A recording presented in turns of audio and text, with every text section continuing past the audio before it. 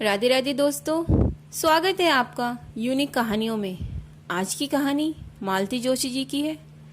ये तो होना ही था। चलो चलते हैं कहानी की ओर। श्यामा, गौरी आ गई है। भूसुड़ को चाय का कप पकड़ाते हुए माँ ने कहा। मतलब? तुम्हारी कृष्ण कड़ी पधार गई है। भूषण कुछ समझता कुछ कहता, इसके पहले ही बाबूजी गरज उठे।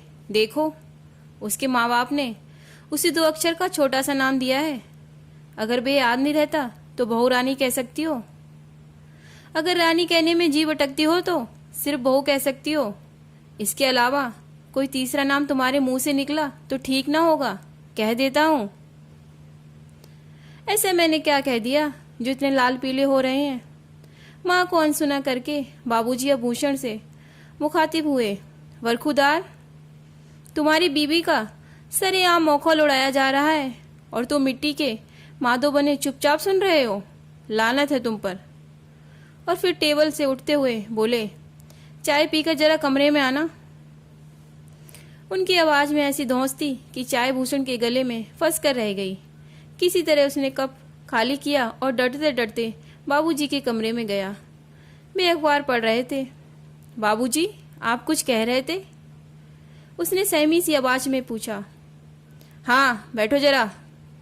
उसके बैठते ही बाबूजी बोले, बहू रानी के आने का तुम्हें पता नहीं था? जी नहीं। उसने फोन नहीं किया था? नहीं। उसका नंबर है तुम्हारे पास? मैं चुप रह गया। और तुम्हारा नंबर भी उसके पास ना होगा, ठीक है ना? मैं चुप रहा। यह जो प्रचारित हो रहा है ठीक हो रहा है? क्या प्रचारित हो रहा है? यही कि शादी तुम्हारी मर्जी से नहीं हुई है? मैं चुप रहा। और जिस तरह तुम्हारी अम्मा दिन रात टेसुए बहाती रहती है, उससे लगता है शादी उनकी भी पसंद की नहीं हुई है। तो बताओ, किसकी मर्जी से हुई है शादी? तुम ही दोनों सूत्रधार थे। तुम ही लड़की देखने गए थे, मैं तो बीच में कहीं भी था नहीं। फिर वे चुप रहा। क्या कहता? आज उसके पिता उसे छोड़ने आए थे। जानते हो क्या कह रहे थे? उसने प्रश्नार्थक दृष्टि से पिता की ओर देखा। बोले,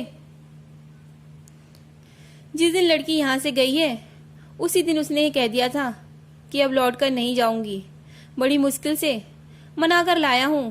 5-6 दिन में किसी की जान पहचान नहीं होती। कुछ दिन और रहकर देख लो, फिर सोचेंगे।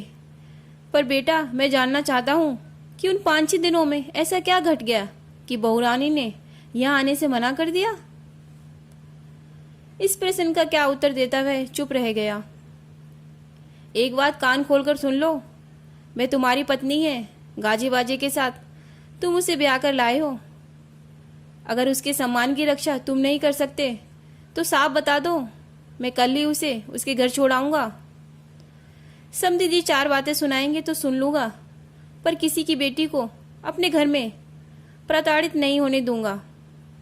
इतना कहकर बाबूजी ने दरवाजे की ओर मुंह करके ऊंची आवाज में कहा, वहां कान लगाए क्यों खड़ी हो? भीतर आ जाओ, तुम्हारा ही कमरा है।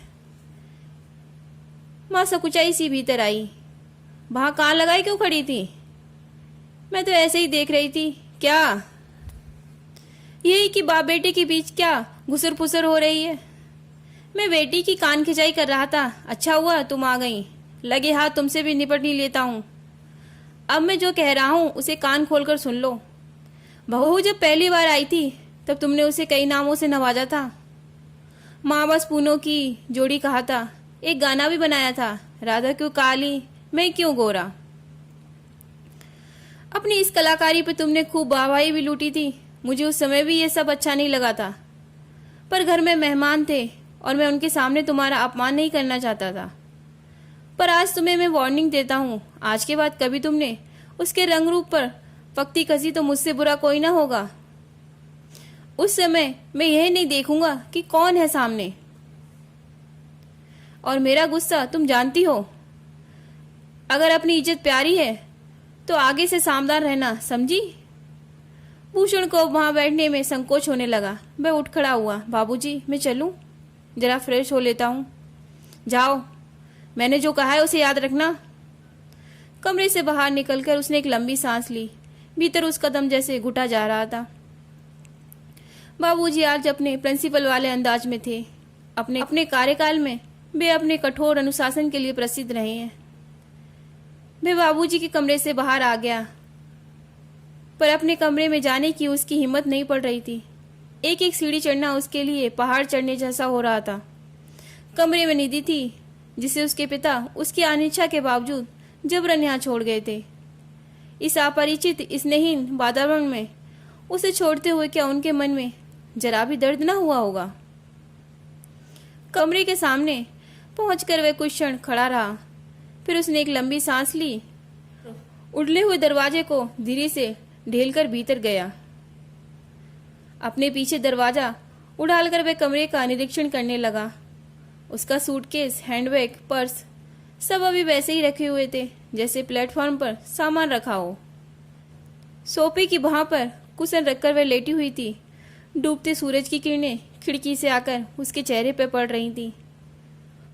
उस मादिम रोशनी में उसका चेहरा बड़ा म्लान लग रहा था।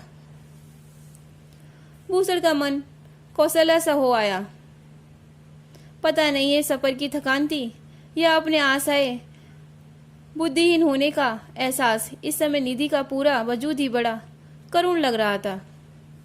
उसके अंदर मन से एक आवाज उठी, हो सकता है ये बाबूजी के भाषण का प्रभाव हो, पर उसने ये महसूस किया ये लड़की मेरा हाथ पकड़कर इस घर में आई है तो अब ये मेरी जिम्मेदारी है। मुझे ही अब इसकी ज़रूरतों का ख्याल रखना है, उसके सुख दुख की चिंता करनी है, उसके मान सम्मान की रक्षा करनी है।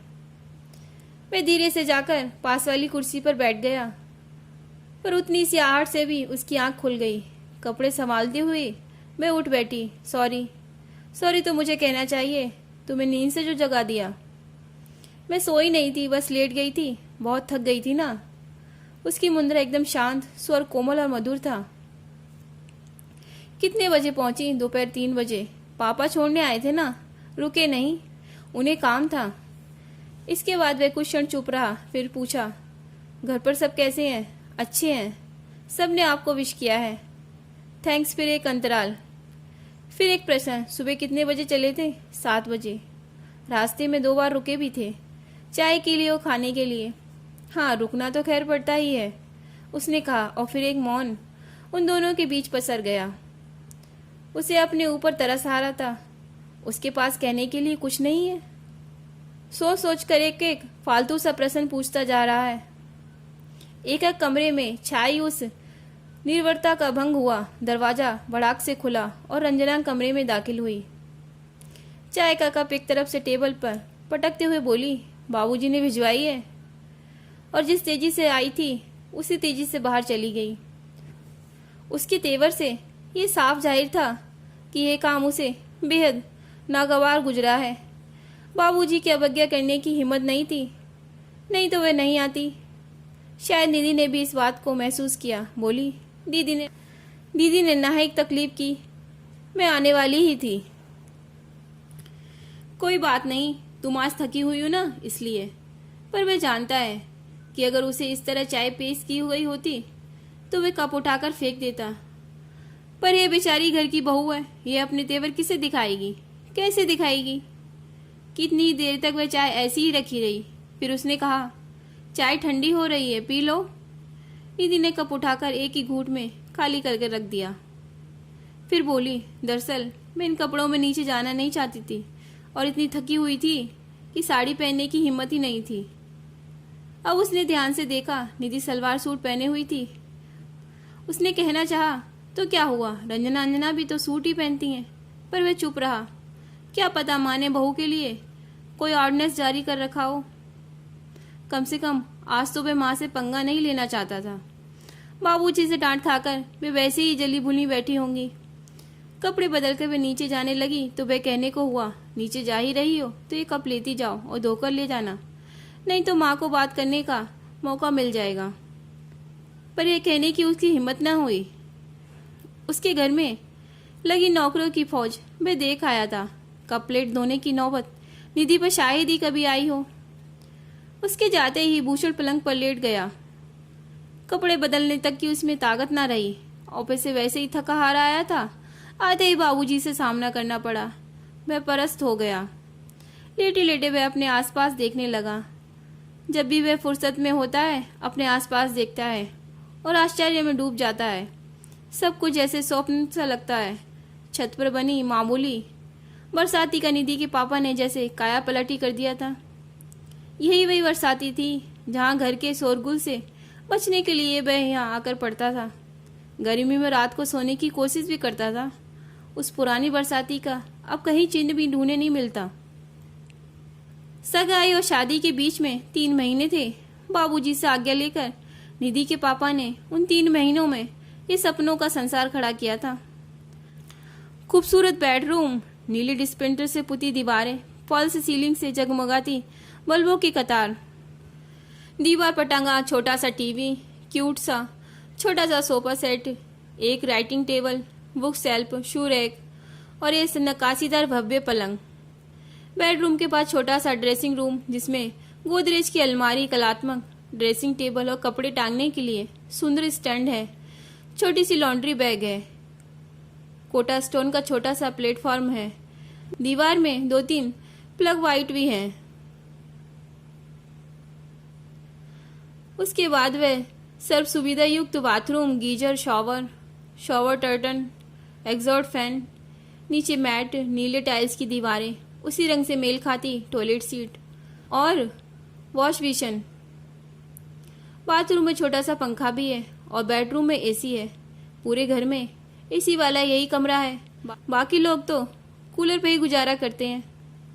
कभी कभी वह सोचता है ये सारी सुविधा ना होती तो निधि इस घर में कैसे गुजारा करती। 1.5-2 लाख रुपया खर्च करके उसके पापा ने उसके लिए सारी सुख सुविधाएं जुटा दी हैं। सुविधाएं तो खैर मिल गई हैं, पर सुख, वह तो प्रश्न चिन्ह ही बना हुआ है ना। नहीं तो वह दोबारा यहाँ आने से इनकार क्यों करती। नीचे से खाने की बुलाहट हुई। उसके बाद ही वह नीचे उतरा। उसने देखा टेबल पर सिर्फ 4 ही थालियां लगी हुई थी।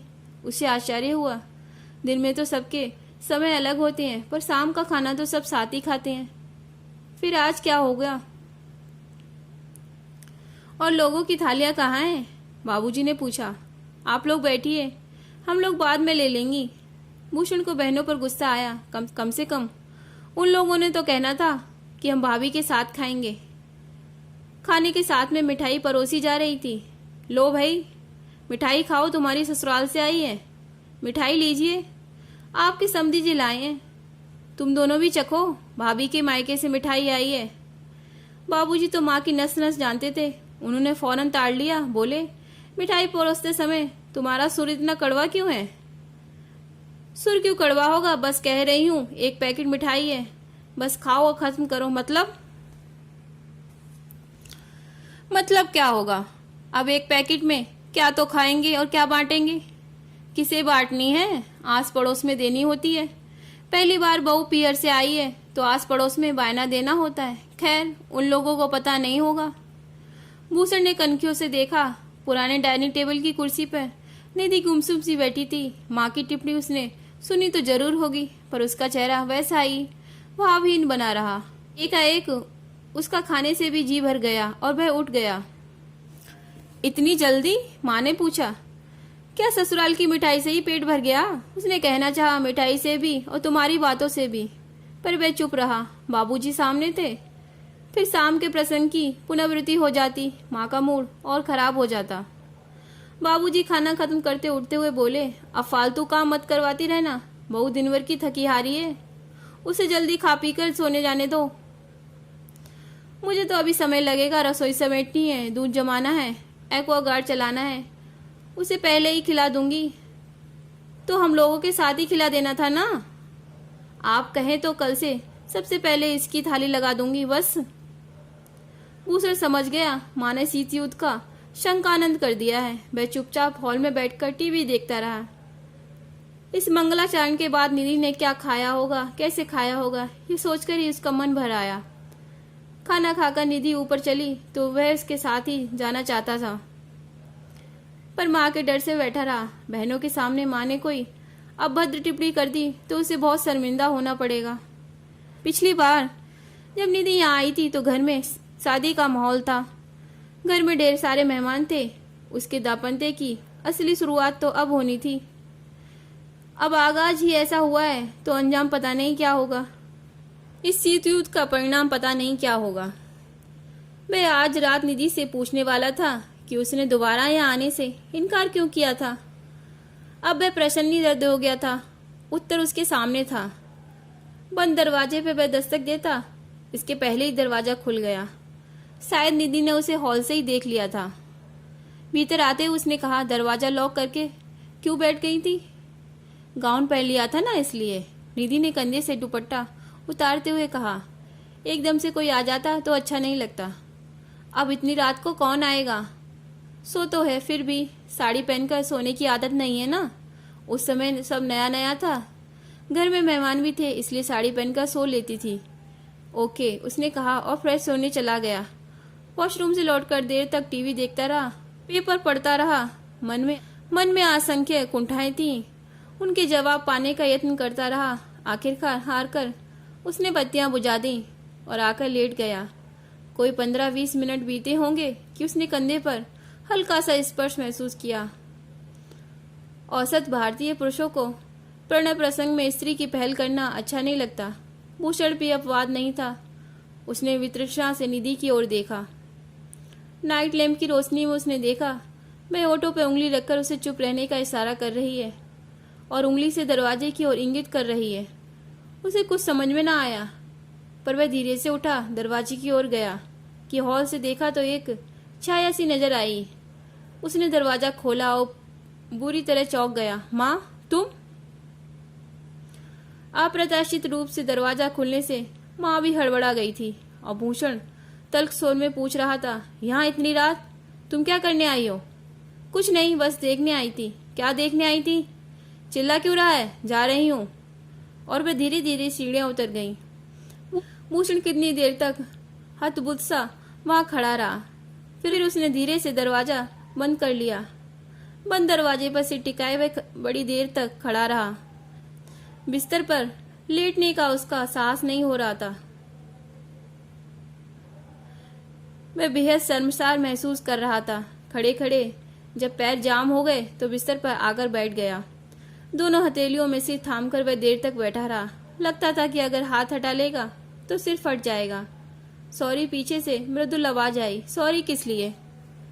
शायद मुझे बताना नहीं चाहिए था, पर आपने कहा था इतनी रात कौन आएगा, इसलिए।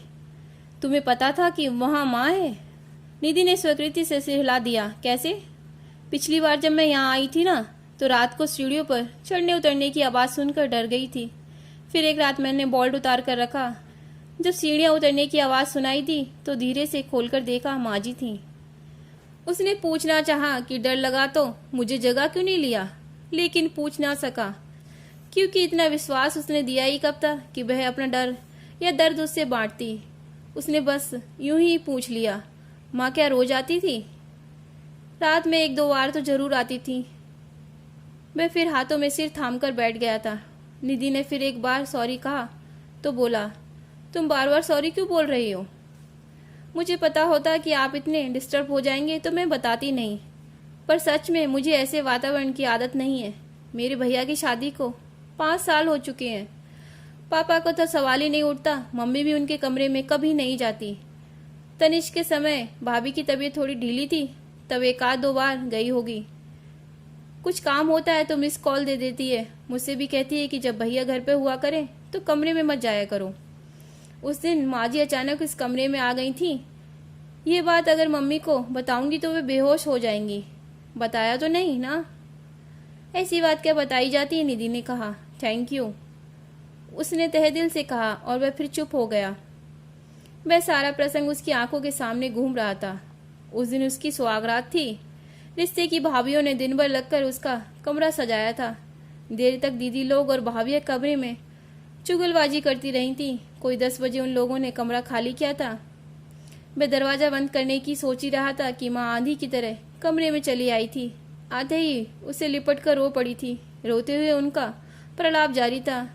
मैं तुम्हारी कसूरवार हूँ बेटा, मैंने तुम्हारी जिंदगी तबाह कर दी है। कैसा पत्थर तुम्हारे गले में बांध दिया है। पर क्या करूं, मेरी अकल पर ही पत्थर पड़ गए थे। मेरी मती मारी गई थी।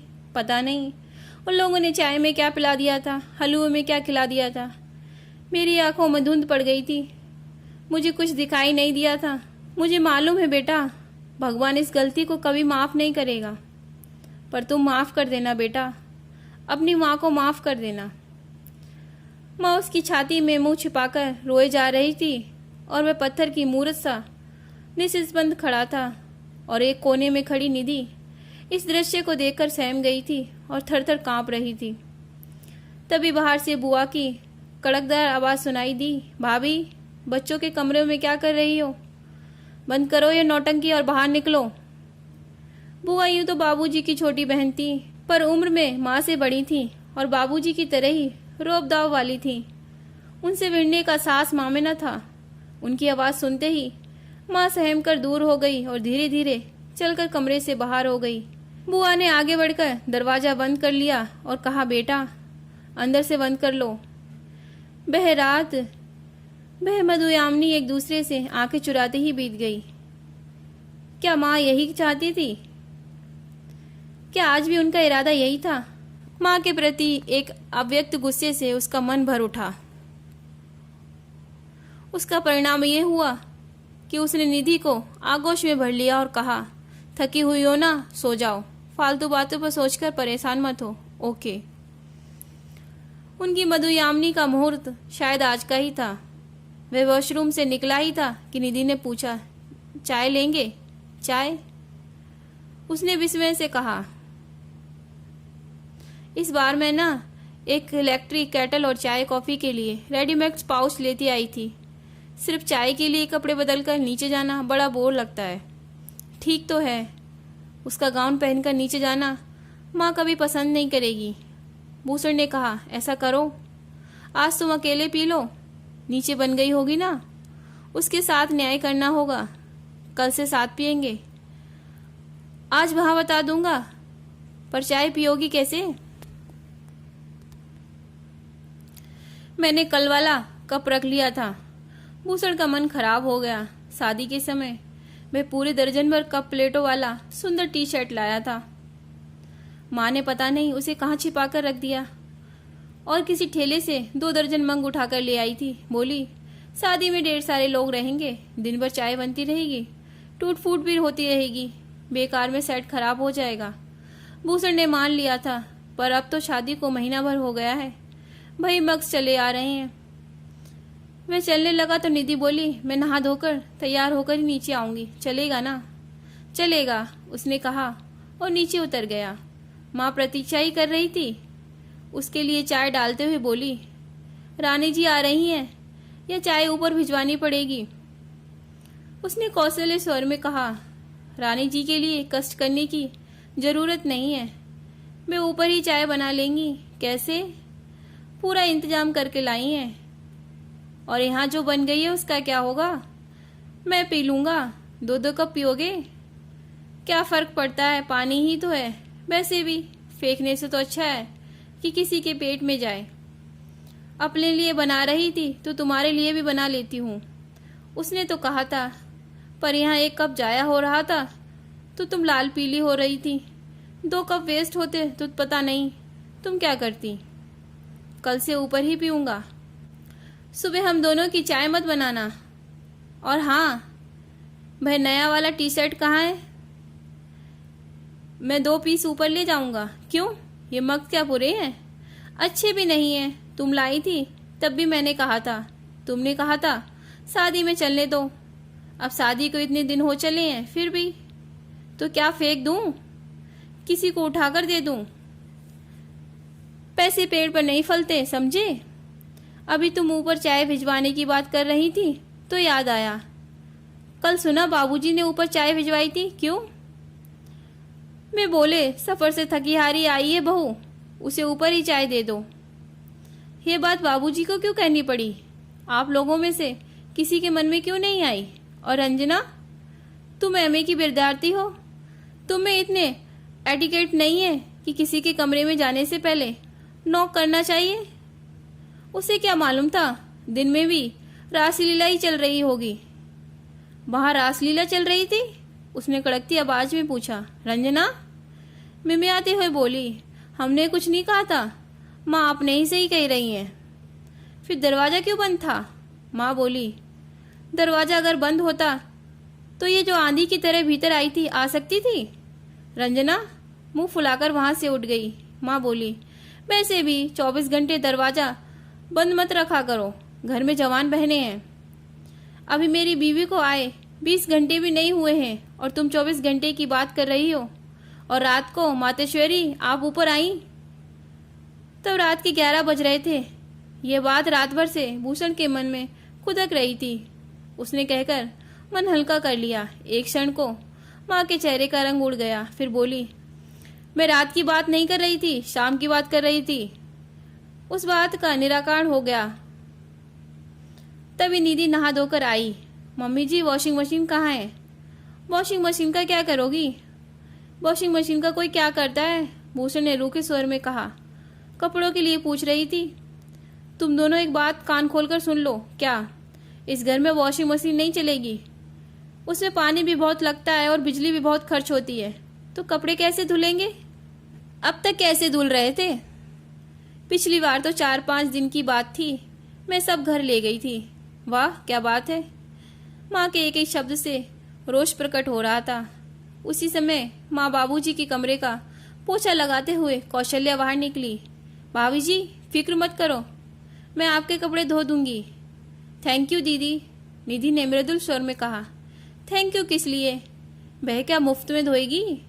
मुफ्त में क्यों धोएंगी? भैया जी से पैसे वसूल करूंगी। भैया जी आप अपने कपड़े भी रख देना, सब तरफ से काम निपटा कर आऊंगी और ऊपर ही आप लोगों के कपड़े धो दूंगी। थैंक यू, पर असल में मैं थैंक यू बाबूजी से कहना चाह रहा था। उन्होंने जरूर कमरे में बैठकर बाहर का वार्तालाप सुन लिया होगा और कौशल्या से कहा होगा। निधि के पिताजी की बात को उन्होंने दिल से लगा लिया था और तय कर लिया था कि अब वे उनकी बेटी को घर में पीड़ित या प्रताड़ित नहीं होने देंगे। बाद में निधि ने कहा था, I am so thankful to Kaushalya दीदी। उन्होंने मेरी कितनी बड़ी प्रॉब्लम सॉल्व कर दी। मैंने कभी वॉशिंग मशीन चलाई थोड़ी थी, सोचा था मैनुअल पढ़कर सीख लूंगी। थैंक यू कौशल्या दीदी, आपने मुझे बचा ही लिया, नहीं तो मेरा अच्छा खासा मजाक बन जाता। कहानी लंबी है, कहानी को आप 3 भागों में सुनेंगे। ये तो था कहानी का पहला भाग। मिलेंगे कहानी के दूसरे भाग में, तब तक के लिए राधे राधे।